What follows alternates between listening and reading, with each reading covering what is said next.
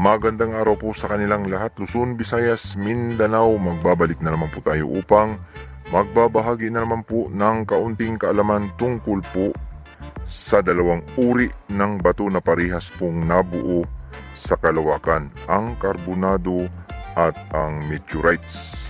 Ano nga ba ang pinagkaiba ng dalawang uri ng batong ito na parehas na nabuo po sa outer space o sa labas po ng ating daigdig? Yan po ang ating pag-uusapan ngayon mga ka-treasure hunter, sapagkat madalas po nating mapagkamalan na ang karbonado at ang meteorites ay magkaparehas.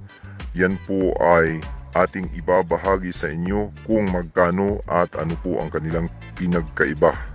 Pero bago yan, tayo po muna ay magpapasalamat sa lahat po ng mga sumusubaybay sa ating channel, at kung bago ka pa lang sa channel na ito, huwag niyong kalimutang pindutin ang subscribe button sa ibaba at ang notification bell para updated po kayo sa mga susunod kong i-upload.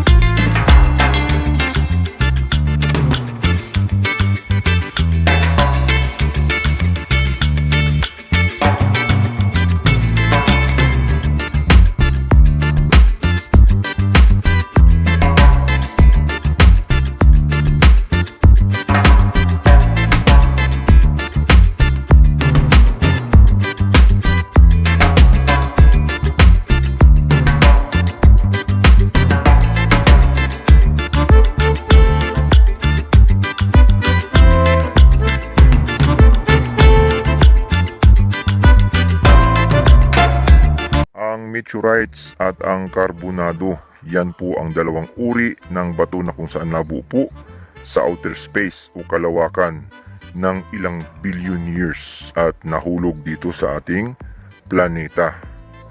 Magkano nga ba ang halaga niyan at kung ano po ang pinagkaiba ng dalawang uri ng batong ito? Madalas po natin kasing mapagkamalan na ang karbonado ay yan na yung meteorites, subalit yan po ay magkaiba po ang meteorites kaysa sa karbonado. Unahin po natin ang meteorites mga ka-treasure hunter. What is the composition of meteorites? Meteorites, what is meteorites? Meteorites have traditionally been divided into three broad categories. Number one ay ang stony meteorites. Stony meteorites are rocks mainly composed of silicates minerals. Yung pong may mga silicon. Kapag nakakita po tayo ng mga bato na may mga silicon content minerals ay nabibilang po sa tinatawag na meteorites o mga nabuo po mula sa kalawakan. Number 2 ay ang iron meteorites.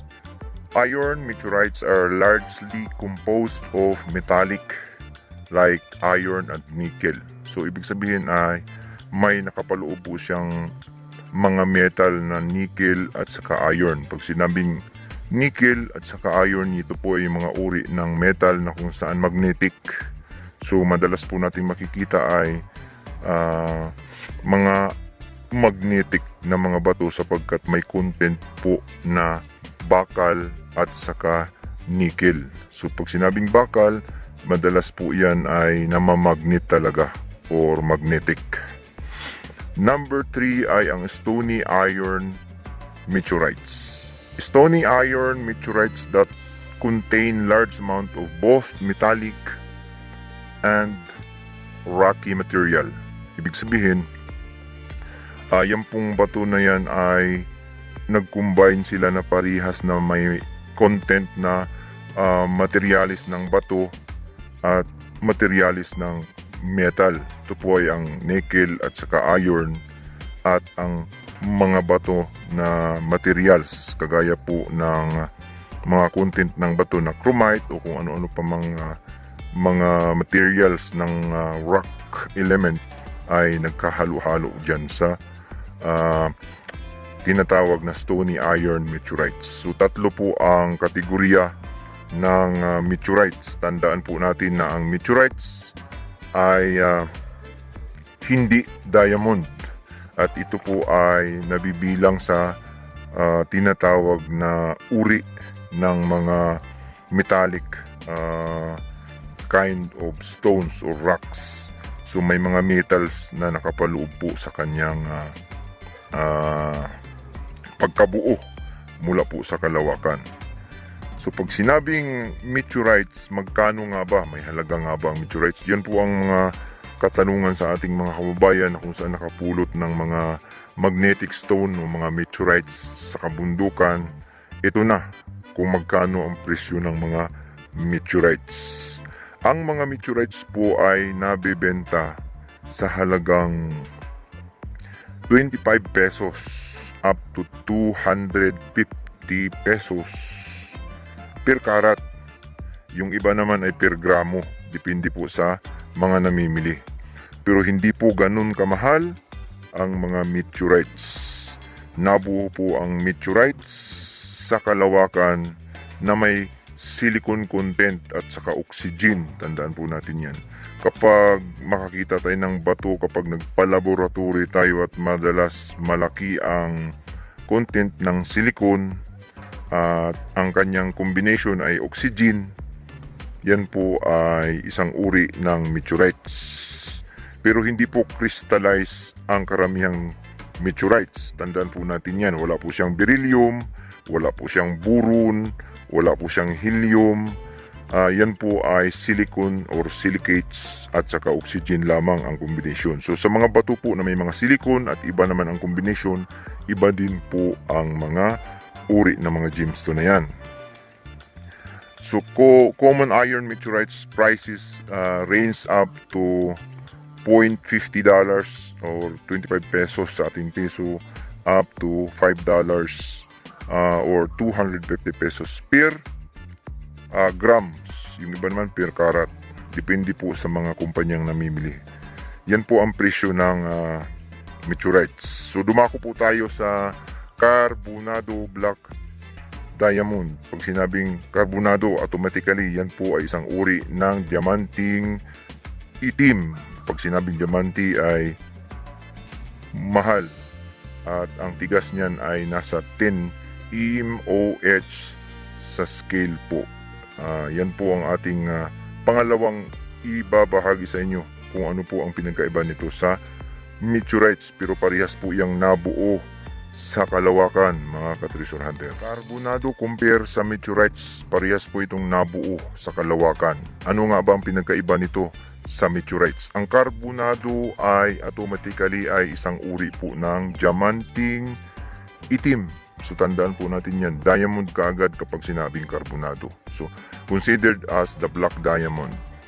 Carbonado usually referred to as the natural black diamond and it is the toughest form of the natural diamond. So napakatigas po ng diamanting itim na ito na tinatawag na carbonado mula po sa outer space.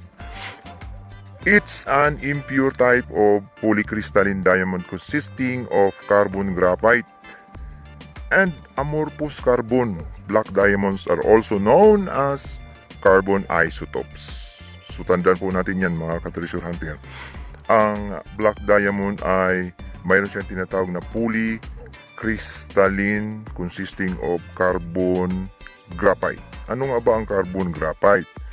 Graphite means crystalline form of the elements carbon. So yung pong crystal na makikita natin ay tinatawag po yung graphite o carbon elements na crystalline. Yan po ang graphite. Pag sinabing amorphous carbon, reactive carbon that has no crystalline structure. So tandaan po natin yan, walang crystal structure pag amorphous carbon. Pag sinabing graphite, yan po ay crystalline form of the elements carbon. So crystalline form, yung makikita natin crystal dun sa carbon elements, yan po yung tinatawag na graphite. Black diamonds are born in dying stars, later falling to the earth in fragments. Ibig sabihin, ito po ay nabuo sa mga bituin, yung mga sumasabog na bituin, yung supernova, yung mga namamatay na sa kalawakan ng mga bituin, sapagkat ang mga lahat ng mga bituin na yan ay sumasabog sa ating outer space. Yan po ang pinanggagalingan ng mga black diamond. Ang black diamond po ay considered as isang uri ng napakamahal na diamante. Tandaan po natin yan. So, kakaiba po itong diamanting ito at kabilang sa pinakamahal na uri ng diamonds kung compare natin sa diamante sa ating mundo, na kung saan nagkakahalaga rin ng libu-libong dolyar sa pamilihan. So ang black diamond price, ito na. So malayo ang pagitan nila sa meteorites. So ang meteorites ay naiiwanan ng ilang milya pagdating po sa presyuhan. So ang black diamonds po ay nagkakahalaga ng $2,000 up to $6,000 per 1 carats. Hindi yan per gramo ha, per 1 carats. So pag sinabing $2,000, i-multiply nyo yan sa 50 pesos o 49 something ha, kung magkano po yung palitan ng dolyar versus peso, i-multiply lang po natin yung $2,000 or $6,000 per 1 carat. Per 1 carat, yan po yung 0.2 grams. So kung yung 0.2 grams, 1 carat po yan, sa 1 kilo, napakalaking halaga kapag makakuha po tayo ng 1 kilo at i-multiply natin sa per carat na 0.2 grams, ay siguradong kung malaki yan ay bilyon sa ating piso. So yan po ang pinagkaiba ng meteorites sa black diamond. Iba po ang meteorites sa black diamonds kasi may mga nagpapadala sa atin ng message na ang nakuha nila ay meteorites ay black diamond na daw.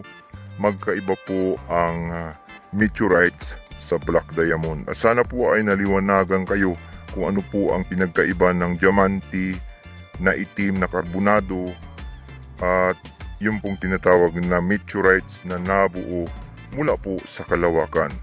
So ang meteorites ay content niya ay nickel, iron at saka silicates.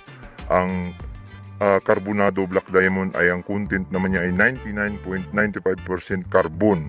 So pag nagpalaboratory tayo, pag carbon na 99.9% no 95% ay yan po ay automatically diamante ang ating nahawakan. So hanggang dito na lamang po ang ating pagbabahagi sa inyo at sana po ay mayroon na naman tayong napulot na aral tungkol po sa dalawang uri ng bato na nabuo sa kalawakan, ang meteorites at ang karbonado black diamond. Maraming salamat po. Hanggang sa susunod, ito po ang inyong lingkod, Yusuf Yamato.